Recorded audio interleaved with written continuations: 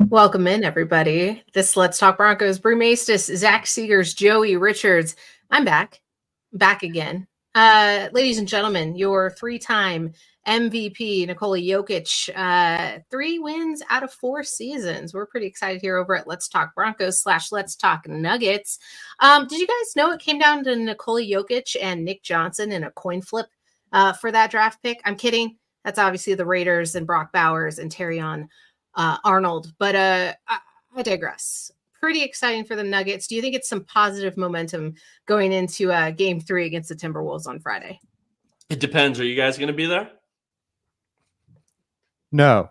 Okay, No. Great. Just so everyone that doesn't know, we have a fighting chance because Zach and Bree went to the last game. That's on them completely. Let's get together and ban them from the Nuggets games. They're not allowed to be there anymore. I don't know if it's you guys have the same time deal. I don't know if it's a one or the other. We don't know. Zach but and I know have been that to we multiple should keep playoff you guys wins. out. I think Yeah, you're new ridiculous. season, new That year, new that was playoffs. the first one I've been to, or actually second one. They had not been to one. I seldom see them lose, but these last two back to back, that was pretty painful. Zach, did you go I to don't the one know. before that by chance? Yeah, I was at the win. Oh, so you were I at was both the also playoff at the win. losses? I was at both losses this time, but last time Right. undefeated when I went. I was at the Lakers home game number 1. Went their game 1 of the finals, they won. Missed game 2, they lost.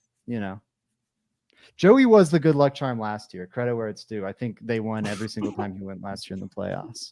Don't humor him. Do not give him It's a the fact. weaponry to continue his bullshit on the Send show. super chats to send Joey to the Nuggets game in Minnesota. Yeah, if they push it to 5, we got to get No, Joey in the house. We're going super chats for Minnesota. That's where we're heading.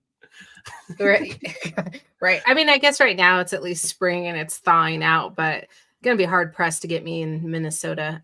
Good luck, Joey, on your future endeavors. If they lose, it's all on you. You're banned from the arena.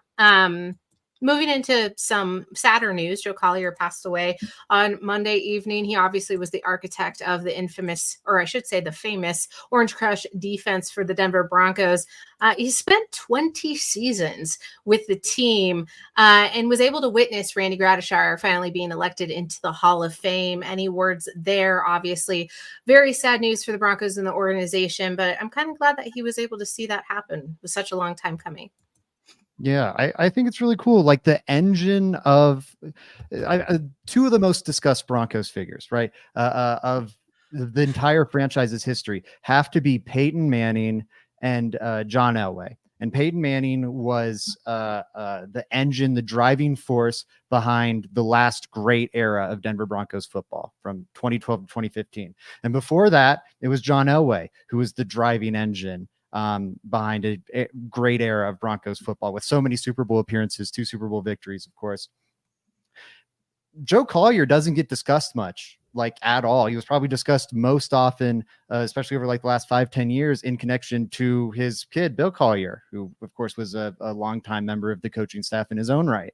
But he was like, as the architect of that Orange Crush defense that really fueled him to that Super Bowl. They had a fine offense, a workable offense with Craig Morton, but it was far from exemplary. And it was the defense that got them there. And that kind of made the Broncos a non-laughing stock. They were still somewhat of a laughing stock for losing Super Bowls and whatnot in the coming years. But up until, Joe Collier made that defense elite throughout the mid to late 70s, they were one of the bottom tier franchises in the sport. Like they were, I don't know, the Browns or the Lions of their time, except the Browns and Lions were viewed as a prestigious franchise. And Joe Collier, in terms of like singular figures, probably did as much as anyone to help turn that around at the time. So tip of the cap to him, and RIP. Yeah, I mean, Zach couldn't say it better than me, so I'm just going to leave it at that. For sure, like that was an era. You can't forget eras of Broncos football. It's been here for a bit now. I'm just happy we're able to bring the throwbacks this year. Pay some respect to the people that played in the Broncos uniforms before now. and before even the Peyton Manning era, and before all of that, before even John Elway. That's going to be a good stuff. Awesome. Thank you both for your thoughts on that as we move into the Denver Broncos' largest remaining questions for this season through the offseason. Obviously, big news today. The Broncos released quarterback Ben DiNucci, which leaves a question mark on what the quarterback competition is going to look like going into the 2024 season. We obviously would hope that Bo Nix is the starting quarterback here, but you've got Jarrett Stidham, you've got Zach Wilson. What do you think that looks like approaching OTAs and training camp? And that is my biggest question, I guess, that I'll start off with. I have a couple of others, but I want to hear your guys' thoughts on who's actually competing here as the secondary quarterback on the Denver Broncos, or do you think it is actually for the starting position? I mean, Bo Nix is locked in to, I don't think the starting job, I'll get into that with my big questions, but I do think he's locked into the roster spot. Obviously, they're not going to be cutting their first round draft pick at quarterback. So I think it's a battle, at least for like roster positioning, between Jarrett Stidham and Zach Wilson. I will continue to proclaim, I think it's much more likely that Zach Wilson is cut by this team than that Zach Wilson starts for this team week 1. I was saying that before the draft. I think it's even more true now with Bo Nix, even despite the Ben DiNucci cut. I do think the one interesting element of it is who is going to be the Denver Broncos' third quarterback.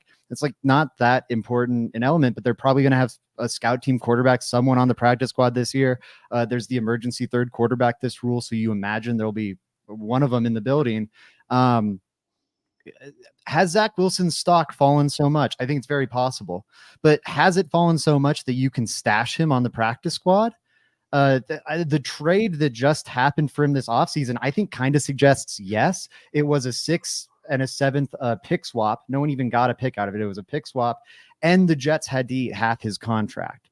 So I don't even know if he's a guy that teams would be looking to poach off the practice squad. But it's weird. I hope it's Jarrett Stidham. I think Jarrett Stidham is, for a million different reasons, the guy I want as like an insurance piece behind Bo Nix, and also as like a better veteran mentor to kind of show him the ropes and the ways things done. Why would you want one of the biggest quarterback busts of the last 2 decades being the guy to show Bo Nix how to operate in the NFL, especially a guy that was like reviled by his locker room by the time things were done? I don't know. I really hope he's like the practice squad guy and Jarrett Stidham's the backup. Well, Zach, frankly, I'm confused why it's even. I think it definitely is Jarrett Stidham as the second quarterback on the team. He's the veteran option. If you're assuming Bo Nix is definitely the starter, and I am as well, it's Jarrett Stidham. I can't find a reason why Zach Wilson would then be the backup quarterback. That lottery ticket that you spent $5 on a lottery ticket before the draft, it's worthless now after you drafted Bo Nix. That's not a player that's ever going to start for your team, and that's not a player you want teaching your young quarterback, because he is also young and also has not figured it out up until this point. That doesn't offer me anything. I don't even know why it would be a competition to have him as my backup quarterback to Bo Nix. Someone would have to give me a compelling argument as to why. I think it's all about setting Bo Nix up for success. I don't think it has anything to do with who's the best quarterback between Zach Wilson and Jarrett Stidham. It's about which one is going to help Bo Nix more. And that answer is very clearly Jarrett Stidham in my mind. And unless your argument is heavily steeped in Zach Wilson's COVID year BYU tape, Jarrett Stidham's a much better quarterback. And that's not to say Jarrett Stidham's a great quarterback. He's not, but he is much better than what we've seen from Zach Wilson, which is, like, even regardless of his pick slot, one of the worst quarterbacks since 2020, like 70th out of 77, right? Whereas Jarrett Stidham's like 35th. You don't want the 35th best quarterback in the league. That's pretty bad, but it's a lot better than 70th. So am I wrong, Zach? Am I wrong for wanting to have seen Zach Wilson give it one more go? Like just in the chaos of it all, and also thinking that there's got to be something more there. I don't think so, if I'm being honest. Like, I think his whole draft case was weird, where it was he kind of popped out of nowhere that one season, and that one season saw him play a lot of like low level competition. and rarely be pressured any. And I think we have still seen those good moments of Zach Wilson when the picture is right around him. But I think it still only flashes then. But he needs, I think, a lot to be right around him for him to be comfortable enough to operate that way. Now, I'll also say, like, it's not done yet. He's going to play preseason snaps for this team. I'd say almost definitely. So, like, he has a chance to outperform Jarrett Stidham and make me look like an idiot. That said, I think it would require a sizable leap from Zach Wilson to even catch Jarrett Stidham. Yeah, sorry. I just wonder how much that even matters. Like, if Zach Wilson looks better than Jarrett Stidham, do I really care about that? Because my ultimate goal here is to set up Bo Nix. It's which quarterback is helping Bo Nix more. I'm not looking for competition for Bo Nix. I'm looking for quarterback that helps Bo Nix, and that is very obvious in the situation to me. That is the guy that's been in the league the longest amount of time and knows how it works. Whereas Bo Nix has been spiraling every year since he's been in the NFL. Jarrett Stidham, to me, is clearly the quarterback too, and I'd be absolutely shocked if he isn't. Devil's advocate case, I would say, well, yes, Zach Wilson probably isn't helping Bo Nix all that much. How much is Jarrett Stidham going to be helping him? You know, like, this isn't a Teddy Bridgewater, a Tom Brady-esque figure. I would also Tom Brady being the guy who's played more than anyone, and Teddy Bridgewater being like the average general plug-in journeyman. Those are very, very different quarterbacks. I feel like I need to amend that statement. Thank you. So he's not one of those guys in his own right. I don't think the gap between him and Zach Wilson is too much of like a chasm. It is. Is Bo Nix going to be? I would say Zach Wilson is no advice, because I don't think Bo Nix is coming in and going to be like leaning on Zach Wilson for mentorship. And then I would say Jarrett Stidham is probably a limited amount of mentorship. Shout out Gregory Miller. He comes in here every once in a while and just calls us dumb and then leaves. Shout out to you. Hey man, still get the no, it's not. Let me tell you why it's a sizable gap, Zach, is because you're talking about the former second overall pick, not even through his rookie contract yet. And we're having a conversation on if we can get him on the practice squad. That's why you can't put any other player that's the former second pick, not even through his rookie quarterback in, and put him on the practice squad. That means he was absolutely horrendous. That's what that means. That means he can't teach Bo Nix anything. It is a sizable gap just out of Jarrett Stidham being able to survive in the league as a second-round pick, consistently getting backup quarterback jobs, whereas we're talking about this other guy, not even, like I said, not even through his rookie contract, and can we get him on the practice squad? Is that feasible? That's a conversation. And Wilson's been bad. Wilson's been bad, but he's he's been bad, but he's also had way more starting experience. Like, in terms of like, he's been through a lot more battles. He's got more battle scars. Would be my counter. And I do ultimately agree with you, Joey, but I don't think maybe the gap in mentorship between the two is that grand, except for I think Stidham's like dramatically more mature than Zach Wilson. So I think like that's the positive element. The other point I'd point out is, if we don't think the gap in mentorship is that great, and I don't think it is, you save money by moving on from Jarrett Stidham to Zach Wilson. Talking about helping Bo Nix, what's more helpful to him, the mentorship of Jarrett Stidham or the cap relief down the road that moving on from Stidham could provide? I need to know, though, because there's two schools of thoughts, and I think that you both are arguing for the fact that the quarterback situation, the starter needs to impact Bo Nix the most positively. But are you in the school that you think Bo Nix having 3 years to develop as an NFL starter is the better option, or sitting behind Jarrett Stidham for maybe a season is the better option? Or is that something that plays out in training camp? I'm confused by both premises. I guess you're just highlighting the fact that Jarrett Stidham could be on the bench and therefore supply some sort. And in that case, I think Zach Wilson being kind of closer in circumstances would actually be a better duo for him. I think you can definitely make the case there. Being the first round pick that is expected to come in and save a franchise that's been without a quarterback for a long time. Again, I think you can make cases in either direction. I would ultimately agree with Joey that I think Stidham's probably the better mentor. But my point, I would stand by my point that I don't think the gap is that great in terms of what you're learning from one and learning from the other. I don't know. Sim's got a lot more starts. Sim's or not Sim, got a lot more starts. Stidham has not even started 10 games. And I think he can help him in terms of week to week stuff, but I just, I don't know. And I will tell you why it doesn't matter, Zach, because you are going off on maybe he's not as mature enough. Okay, so now he's a backup quarterback. I don't want the not mature dude that you're talking about. That's a negative for you. You just said that as the backup quarterback. I would rather have the guy that has found a way to live in the NFL. He has found a way to stay in the NFL through multiple contracts as a backup quarterback. He has experience doing this. This is a player that's done this job before.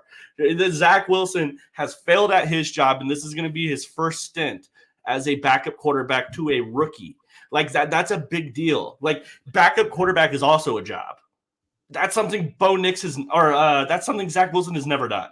I agree he has starting experience, but he's failed in his starting experience. He's been terrible, and then he's also never been a backup. These two things, Zach Wilson's great in a role where I have a guy and maybe Zach Wilson can turn it into something here. Jarrett Stidham is my starting quarterback, and I'm looking for somebody as his backup, and maybe he turns into something because it's a lose.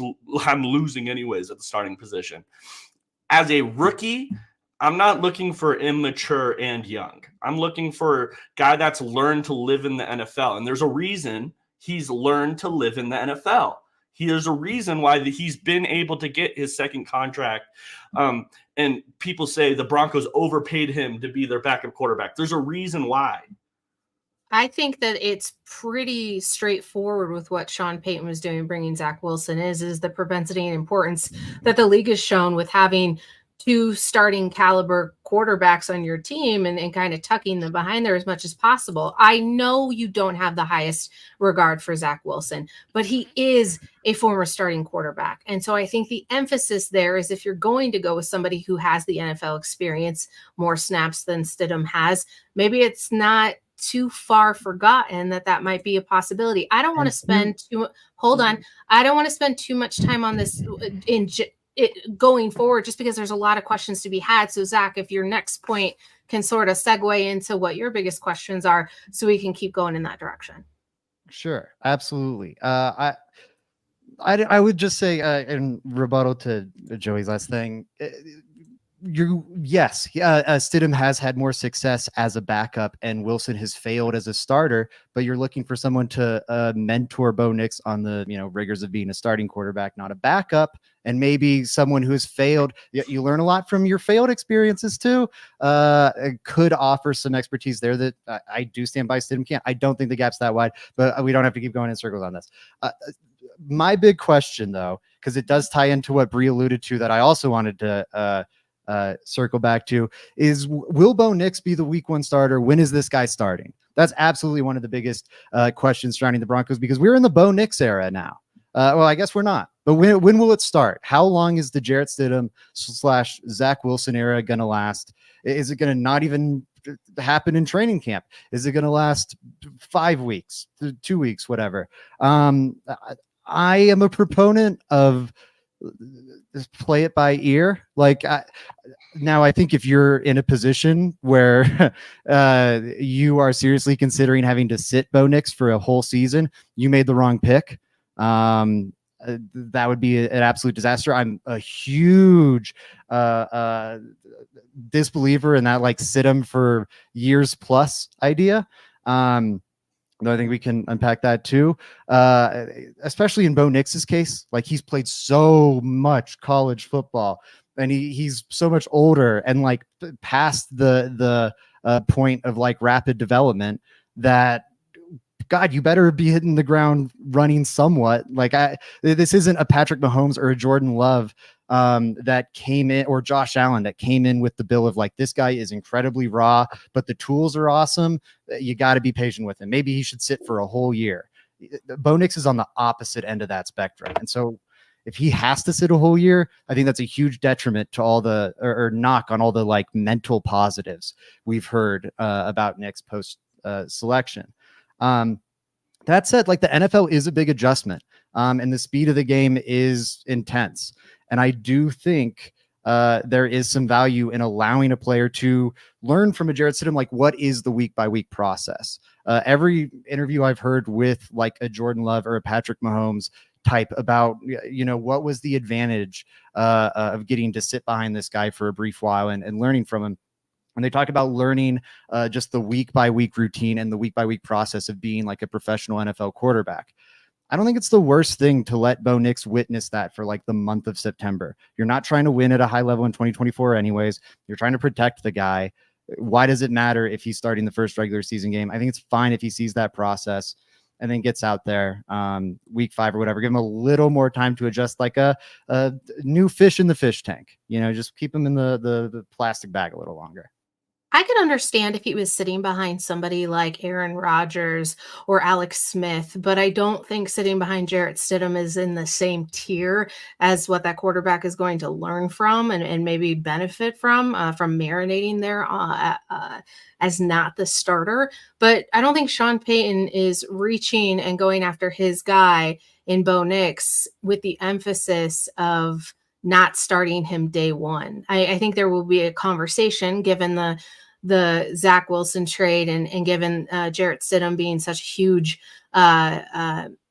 and I would say a huge part of the Broncos last season, just because he needed to come in and all of those things. So I think by doing right by all of those players in general is going into training camp and the rest of the off season with the understanding that nobody really is guaranteed that, but it is the Bo Nix era. That is why you went after this player and why you have to put him in the best opportunity to succeed. And I think in Broncos country, it's going to be hard for those who are impatient. And the minute he throws a wonky ball, they're going to freak out. But I think it's the only way that he cuts his teeth at the NFL speed, because you highlighted it earlier. It's a lot more onerous and difficult for younger players to come in and just get that done. But it's the only way he's going to get better. I don't think sitting behind Jarrett Stidham is going to necessarily take him a whole lot further than that. Yeah, guys, I'm going to tell you exactly what's going to happen here. If I'm wrong, you guys can come after me. They're going to put us down a whole circus of maybe Bo Nix isn't the starter. During training camp, we're going to get camp battles. We're going to get the whole everything. By week 1, Bo Nix is going to be the starter. He's going to be the starter. I don't think, like Bree said, he has much to learn. I mean, he can learn the playbook and stuff like that. I think, Zach, if I'm arguing your point from earlier, I think if Zach Wilson ends up being the starter week 1, that's even a worse situation if Bo Nix isn't the starter. Now they're really feeling like there's some competition. Zach Wilson is a young football player who wants to keep that starting job. And a bad football player. That would be a huge indictment on like Bo Nix is like Zach Wilson, despite being a pro player, is not pro ready. Like even still, like as a prospect the Broncos traded for, not pro ready. Bo Nix is supposed to be so pro ready. Sorry, Joe. Yeah, and it would just be bad for Bo Nix, I think. I think that would be bad for his development. So I would be absolutely shocked if Bo Nix isn't the starter week 1. I think we're going to revisit this conversation in the preseason. There's going to be a supposed camp battle, but it's not going to really be one. Bo Nix is going to be your starter. I can't wait. Sorry, I do think it's fair to like go in with open eyes to training camp, like see how Jarrett Stidham and Bo Nix look. If Bo Nix needs a little more time in the oven, like do that. Let Jarrett Stidham start a week or two, or if it's Zach Wilson, you know, point stands. But don't do the performative Urban Meyer thing where he drafted Trevor Lawrence first overall and everyone knew what Trevor Lawrence was, and then he made him do like a whole training camp battle with Nathan Rourke or CJ Beathard or whoever it was. Like that only ate into Trevor Lawrence's chance to develop and learn with the offense. If you're 2 days into training camp and you make that. Don't do what Joey's talking about, where it's like, hey, we know he's going to be starting week 1, but we're going to do a whole training camp battle. And I could very easily see them doing it. We've seen the Broncos do it before. Don't do a performative battle. If it's a real battle, fine. Like, evaluate the two. But if you're dead set on Bo Nix being your week 1 starter, or the moment that decision becomes apparent to you, get him the lion's share of the first team snaps because he's going to need him. Not to be confused with Joey's question of the day. Joey, what's your largest remaining question for the Denver Broncos offseason heading into 2024? I feel like this just got swept under the rug completely through this offseason. I don't really understand why. The supposed starting center for the Broncos, the one that everyone is claiming to be the starter, was the 257th pick in last year's draft in Alex Forsyth. If that's not a big question mark, I don't know what the hell is. Like, that's a really late round draft pick that the Broncos are just saying that's our starting center probably next year. It's either that or it's the 5th round center we drafted the year before that. That's really what it sounds like it's going to be. I'm just not convinced. I think the center position, you can hide it easier than your guards or tackles. A lot easier than your guards and tackles, but it's still a major concern, especially when the Broncos offensive line was still struggling, and it wasn't struggling, it was good last year, but I thought their run blocking was inconsistent with a center that just got paid a shit ton. So I'm a little concerned for that center position. I'm not fully convinced that it's going to be amazing next year. What do you guys say? Yeah, I'm with you. I think this is a huge question, and I think it's gotten, to your point, Joey, like, it's gotten swept under the rug because everyone is just like, I think the answer is it's Alex Forsyth is the starter, but like, what does that mean for this offense? I think that having like a veteran center or a trustworthy center is huge for a young quarterback's development. Can help take some of the mental strain of getting the protections right and all that off his plate, or picking up blitzes and just help him get right. I think like Corey Linsley, huge asset for Justin Herbert as he was getting started out with the Chargers. Yeah, this is going to be a Zach Strief heat check season a bit with the Alex Forsyth thing. And I love what we saw from Zach Strief this most recent year. But it is only a 1-year sample size. And I do think, like, while I'm very optimistic with Zach Strief and I think he's going to continue doing great work, it's possible that, with only 1 year of data, that's maybe not what it's going to be like every year. And maybe Alex Forsyth is a huge problem in the middle of this Broncos offense. I do think his past relationship with Bo Nix is a positive. They know how to work that quarterback center relationship. But yeah, it's a little funky to me. And the backup plans, like we talked about it on our free agents, the Broncos could look at the backup plans. If the Alex Forsyth gamble doesn't work out, it's like Sam Mustipher, who's played a bit for Chicago and Baltimore and was really, really rough when he did. Calvin Throckmorton, who, is bounced around the league as like a rough backup journeyman. Nick Gargiulo, who was a late 7th round pick this year. He'll be a rookie. And then I agree with you. I think Luke Wattenberg's probably the most likely other guy. And I think he's been fine as a reserve backup, but making him the starting center would have me fairly concerned. Not a whole lot remains in the free agent center market. Do you think the Broncos, though, would take a swing at anything else? Alex Forsyth seems to be somewhat of an unknown liability there, no matter how much Sean Payton wants to sell it as a comfort security blanket there for Bo Nix. Just because it once worked doesn't mean it will work, especially in the NFL and at that speed. If only Lloyd Cushenberry didn't sign that 4-year, $50 million deal with the Titans, because I think that would be the best bet available. But local kid Connor McGovern sitting out there sitting pretty. Could either of you see that happening, or do you think Sam Mustipher is the big move there for center? Yeah, I think the Broncos have kind of already shown their hand here at what they want. They want a Luke Wattenberg, Alex Forsyth training camp battle. They must feel comfortable with one of them. I think it's Alex Forsyth. This is the one they feel the most comfortable with. I just think it's a little bit of a gamble. And you know what? It's not the biggest gamble, I guess, because of the season I think we're in for the Broncos ultimately. But at the same time, like, I think that this is definitely one of their biggest question marks, with undoubtedly one of their biggest question marks. Like I said earlier, I want to reiterate it. This player was the 257th pick in last year's draft. Like, I don't care. I'm not looking at Devon Villay this year as a starting wide receiver. I'm not even projecting him to be a starting wide receiver next year. Around the same range. Let alone a nearly unquestioned starting receiver. And Yeah. like Villay, I think went 235, which, like, to your point, that's like 20 picks earlier. And we're not very ecstatic with him as a prospect. I think Alex Forsyth only got hyped up last offseason because fans were not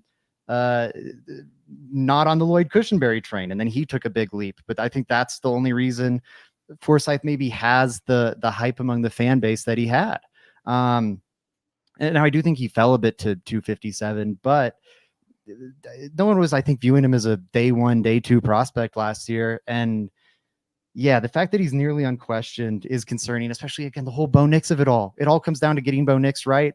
And the one thing that most every quarterback in the world struggles with is pressure right up the gut coming at their feet. And that might be something Bo Nix has to deal with this year.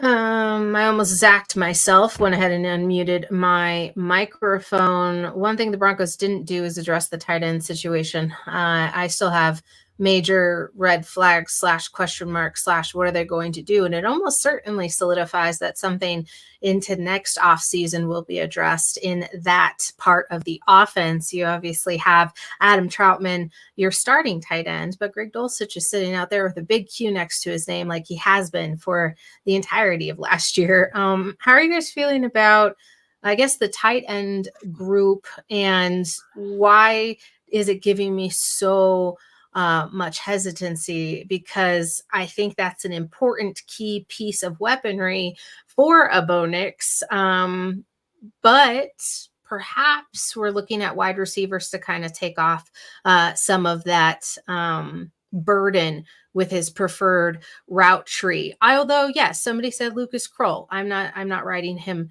off whatsoever. Sammy Hambut, wonderful name. They definitely like Kroll. I noticed that last year. That's something that Peyton obviously likes Kroll, but it's still, I mean, it's not great, guys. It's not great. It's hard to bet on Greg Dulcich at this point. I mean, I won't even stretch it at all. You shouldn't bet on Greg Dulcich at all. Like, that's something I just wouldn't do at this point with his injuries. Like, I just would not do it. So, and then that leaves me to Adam Troutman, who, you know, is cool. He's all right. But, like, the tight end position, that's what it'll be. It'll just be, I think, below mid. So, yeah, I think it's definitely a worry there, Bree. Now, here's the other side of it. Greg Dulcich being healthy is one of the big swing factors I feel like I could see for the Broncos happening this year. If we get that could be massive for the Broncos' trajectory of the future. If Greg Dulcich comes in and plays all of his games or even only misses a couple, I know the talent he is. I definitely know the talent he is. When I watched him at UCLA, it was evident the talent he was. It was just, can the guy stay healthy? So far in his career, he hasn't been able to. But like I said, I will say it again, the trajectory of the Broncos skyrockets with Greg Dulcich having a healthy season this next year. Yeah, it's tough because it's going to come down to Greg Dulcich, I think. Like, even Lucas Kroll, who I think is an interesting option, I think, you know, you're hoping he develops into one of the other, you know, fill in the blank generic Broncos tight ends of the last, you know, half decade. Greg Dulcich is the one who has a chance of being special. It's just tough. Like, I think if I were to spin it positively, we're not talking about anything that terrifying on the injury front. You know, it's not an Achilles, it's not an ACL, it's not a back. Patella. Patellar tendon. You know, it's not it's not a foot thing. You know, it's not one of these injuries that can be that we regularly associate with like being a career ender or a career hamperer. It's a hamstring. Now, the flip side of that is it seems like a bizarre hamstring issue. He's going to like hamstring labs and specialists. Christian Watson, the Packers receivers, is on a similar boat. He's going to gait specialists, GAIT specialists, to see if he can rework his like running, not posture, but running like mechanics.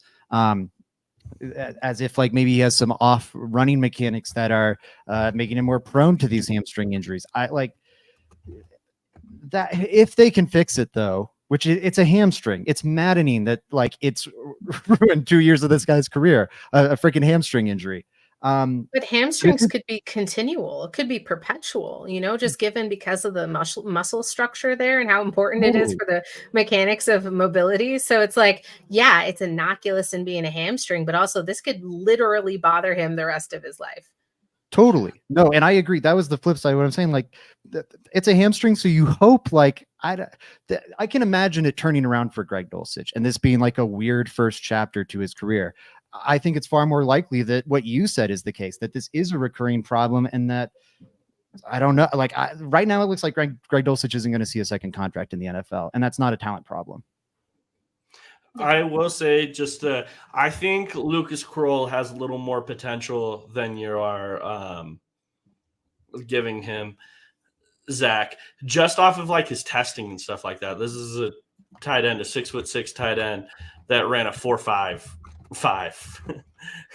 He like in his combine, I think it was a vertical jump, 40-yard, and broad jump. He would have, if he tested in the combine, would have been top 4 in all categories. He has a lot of athletic potential, and again, is 6'6", around 250 pounds.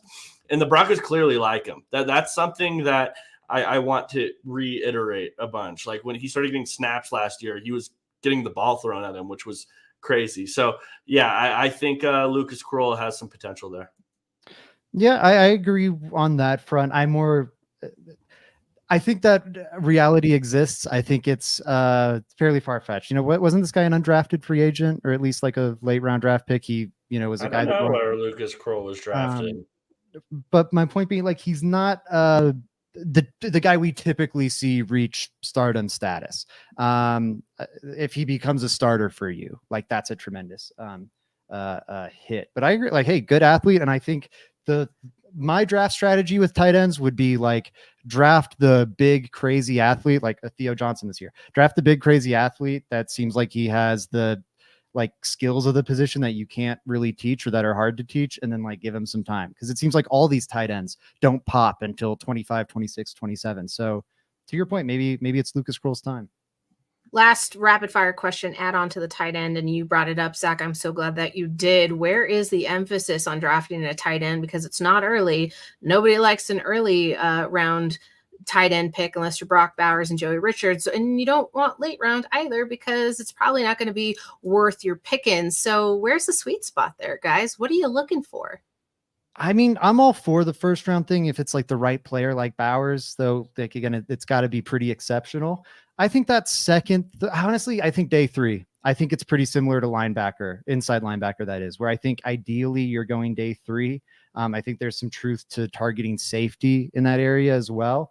Because it's a position, like you look at linebacker, the linebacker hit rate, especially for first round picks, is horrendous, like compared to other positions, because people are taking the crazy, freaky athletes that don't really have instincts and hoping those instincts develop, and they just like don't. It's linebacker to me from afar, just seeing how these guys end up panning out in the NFL seems like one of the absolute hardest positions to scout.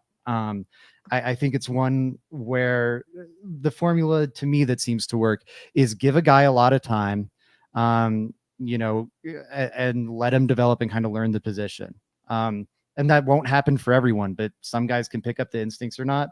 And that's why I would target more the mid-round athletes. Like I do think Drew Sanders, as much as Joey and I debated about it, like that in a vacuum is kind of the way you should go about the linebacker position, like a mid-round pick on a really promising athlete. And then but don't do what the Broncos did and change his position a million times in his first 16 months on the team.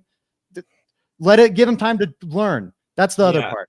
I think a lot of context is lost in the tight end discussion. People just look at the numbers there, but they don't look into why the numbers are that way.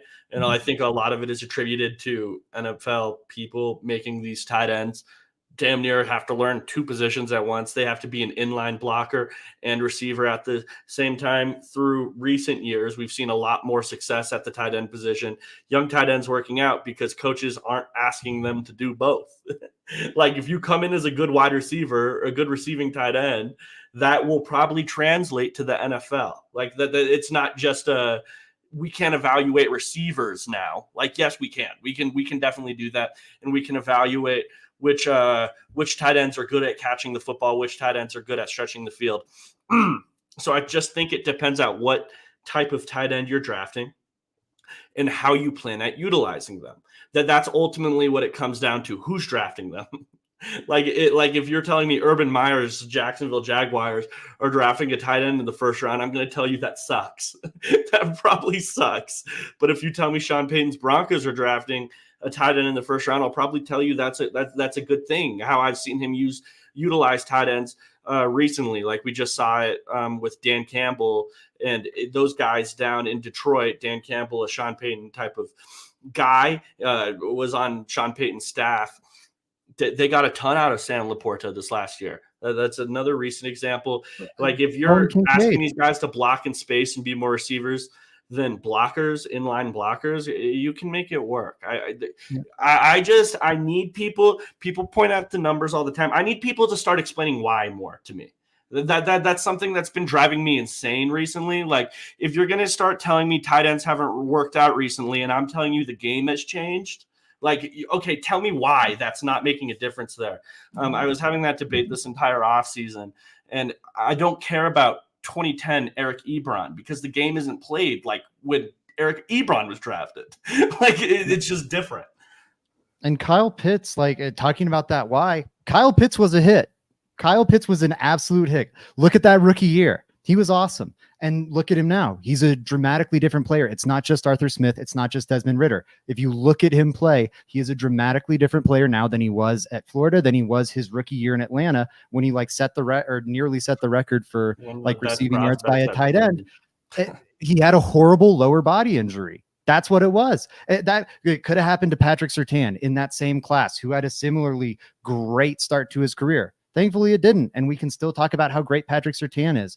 But that is one thing. I don't think the Kyle Pitts pick was a miss. I think they had unfortunate injury luck, but it wasn't even like a Jonah Ellis situation where like, oh, this player has medical, or like Laiatu Latu, like this player has huge medical red flags coming out. Kyle Pitts had a clean bill of health and just had like unfortunate injury luck in the NFL. And that's going to happen sometimes, but lived up to that status. That's all.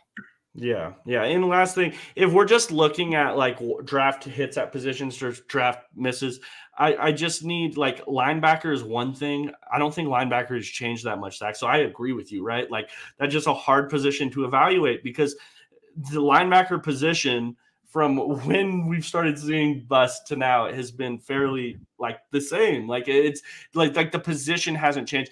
I'm just asking for people. This is all I'm asking because it kind of drives me insane when we do this. People point to numbers, but unless people start telling you why, like we're never going to find a resolution to it. Are we just going to stick at being bad at evaluating linebackers forever? Or are we going to try to find a reason at how we can get better at it? Like I can't stand when we're doing this because there are linebackers, there are tight ends that we just drafted later than they should have.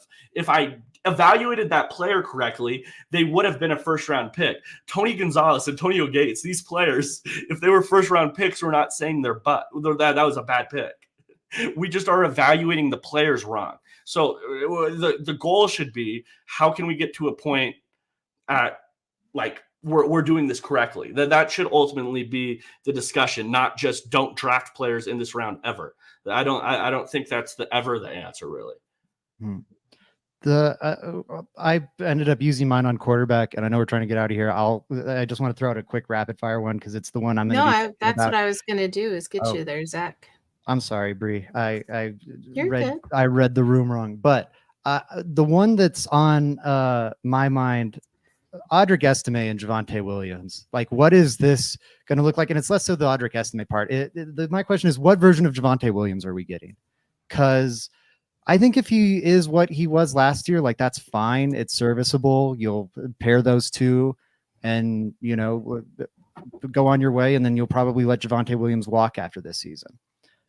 But if Javonte Williams can look like his rookie version, and like, I don't think the vision has progressed with him like we would hope. Like, there are still gaps in his game. I'm not trying to say there aren't, but if he can just look like that human wrecking ball, that sledgehammer steamroller of a human being that he looked like as a rookie, and you pair that with Audric Estime, I think this Broncos offense could be sneaky good, like year one, in a similar way to like the Titans offenses under Mike Vrabel where you have like this kind of game managery quarterback with some athletic upside, and then just like bully ball that can just grind down these smaller NFL defenses that are built to stop the pass. Like, I think really what Javonte Williams looks like, and it's rare to say this about a running back, like outside of Bo Nix and quarterback, obviously might be the single biggest variable in terms of players. Like, what is this Broncos season going to be? Because, man, if he's that 2021 or 2021 version, I think you have a clear identity on offense, and like a good one at that. And if he's last year's version, I think it's kind of the version of the offense we're all projecting, where it's going to be a rebuilding group and there's going to be some ups and downs, and they're still very much so trying to find their way. I think the Broncos were heading in that general. Sorry, Joey. I just want to get my thoughts in real quick. I think the Broncos were heading in the general direction last season of what they wanted that to look like strategically. And I think Javonte Williams pre-injury had that opportunity to be that for them, but post-injury we haven't seen it return to form. Thank goodness he's able to be cleared for contact at all, but it'll be interesting to see if we see 100% of Javonte Williams return and then also improve on what his base game was with a little bit more vision, because I think him teamed up with SMA would have been really exciting to see, because the picture's right in front of you. Those are the blueprints for what you think Sean Payton will want to use for a run game. Specifically, it was set there to help Russell Wilson, and now it would benefit Bo Nix just the same. But you've got Samaje Perine listed ahead of him right now, and so I'm wondering. Obviously, nothing's set in stone. It's just the depth chart thing. But were you impressed enough with what Perine did to put him in a three-headed monster-like predicament that we saw last season? Or will it be Javonte Williams and Audric side by side, really busting through defenses? I think Perine ultimately is the player, and it's not because of him. I'm going to say this right now. It's not because of the talent. Samaje Perine is. But I think he's ultimately the guy out on this. I think the three-headed monster is more Bree, Javonte Williams, Audric Estime, and Jaleel McLaughlin than it is Samaje Perine being in the mix. Just out of the fact that, hey, you're talking about a guy that is a really good pass protector and a really good check down guy. I don't think he's the great runner of the football, and the Broncos need to have a running identity. And then Audric Estime, a pretty good pass blocker. Javonte Williams can do that pass blocking job. You already have guys that can kind of fill that role or that niche. And I don't think he's helping you with what you really need. So I think that he's kind of the odd man out here, honestly. And it sucks because Samaje Perine's a really good football player. Yeah, I agree. Like, I was pounding the table for him being like a offensive player of the year for the Broncos, honorable mention, in like our award show thing. So I agree. I think he did a great job last year. But it's probably a role that gets cannibalized by Estime. I think there's a chance that it's Javonte Williams that gets cut. Of course, there's an outside chance it's Jaleel McLaughlin that gets cut too. But I think, weirdly, I think Jaleel McLaughlin's the safest one. I think I'm on a bit of an island with that take, but I'll stand by it. I can see how you can look at Audric Estime and Javonte Williams, and Javonte Williams can be the odd guy out. I think the Samaje Perine path that Joey just laid out is the most sensible. I don't think you're doing Javonte Williams, Samaje Perine, Audric Estime. I don't think that's going to be it. Sean Payton loves to have his designated like choice route back, and it doesn't always have to be like auxiliary piece like McLaughlin projects to be. You know, Alvin Kamara was this guy for him. Jimmy Graham was this guy for him for a bit. That Joker role we talked about, it's not going to Greg Dulcich. I don't think. I think it's going to Jaleel McLaughlin. And I think that's why we saw his role considerably increase as the season went on. And they started using him on more of those choice route things that Sean Payton loves to ask that quote unquote Joker to do. Where I think like he has a very solidified niche in this offense. And it's going to take someone like wrenching it away from him for him to not have it anymore. Now, maybe that's Blake Watson. I'm skeptical. I know we're seeing a lot of Blake Watson hype out there. I don't think he's that likely to make the roster. I don't know if he'd be in my top 3 UDFAs with like a good chance of making the roster. This running back room is crowded. I don't think his tape is that great. And yeah, I would bet on Jaleel McLaughlin over him pretty comfortably, and they kind of fill that same role. Dakota Marquez, $5. Sorry, Zach, I thought you were done talking, and I want to get that air horn in because it was my last opportunity to do so. $5 for the super chat. You guys are amazing.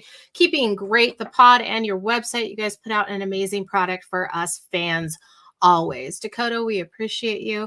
Thank you for the kind words, for the donation, for the super chat, for keeping us motivated and invigorated to keep this thing going. I know it helps me. The guys do it on autopilot. They're just that damn good. But I appreciate you, Dakota. Thanks for your, I don't see your name running through the chat that very often. So go ahead, get in on the conversation. You don't have to get involved just by sending over a super chat, but we surely do appreciate it. And we appreciate everybody who watches us.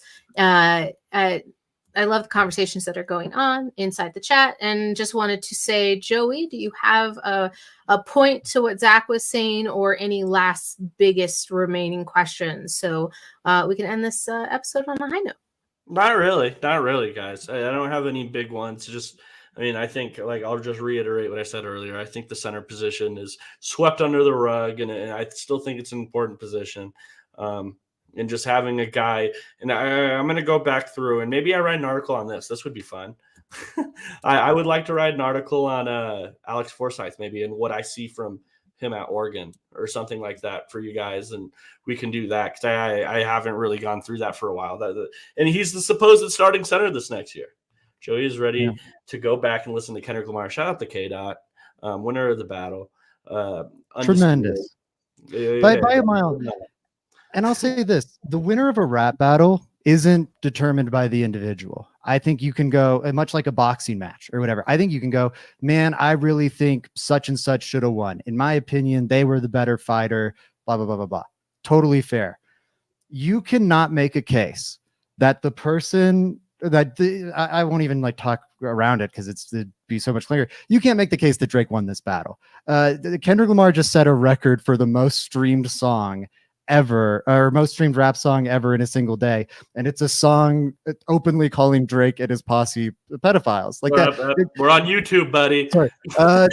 Drake and his posse concerning characters. Yes. And these concerning characters, I don't know, you lose. If the whole internet is laughing at you for being a concerning character, I don't. You can't if that's what winning looks like. I'd rather be the loser in Kendrick. I think he's coming out of this looking way better, undisputed. I also wanted to say on the super chat, I was looking at our YouTube analytics recently, and something like 70% of our YouTube revenue comes from super chats. So just to underscore again, thank you guys so much for supporting the channel. Bud West better not be watching. That's so good. But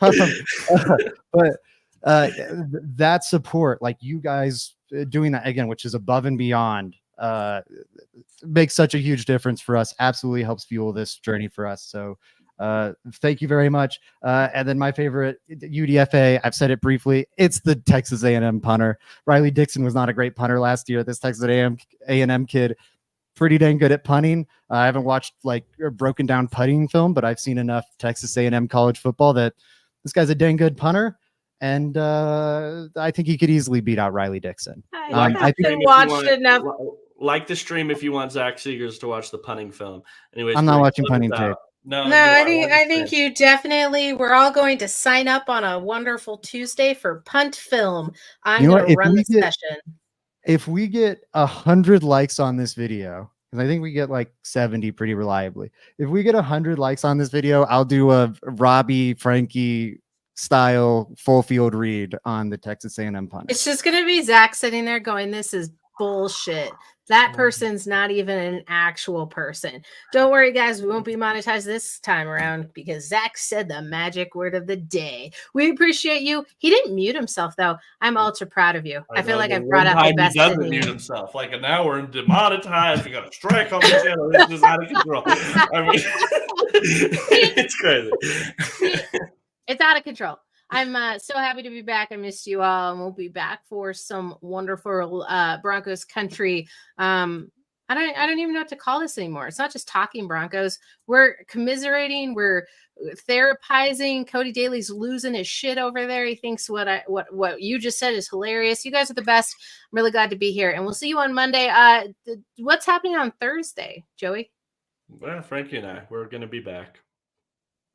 That was a great opportunity to tell them what you were talking about. We'll see you. Tune in tomorrow. Set your notifications, you heathens.